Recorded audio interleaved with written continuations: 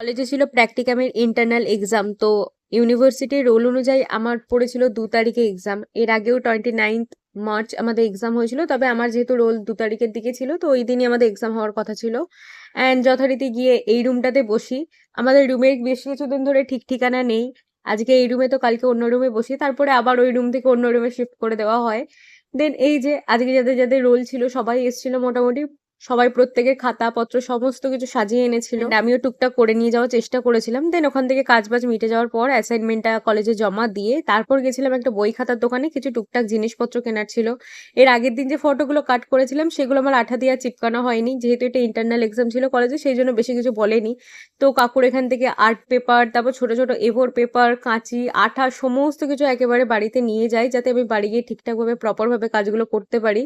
তো এই colouring A4 পেপারগুলোও নিয়েছিলাম, দেন একটু পেন মার্কার এগুলোও দেখে নিচ্ছিলাম যে ঠিকঠাক আছে কিনা। দেন টোটো করে তো বাড়ি চলে আসি। তো দ্যাট ইজ ইট, বাই।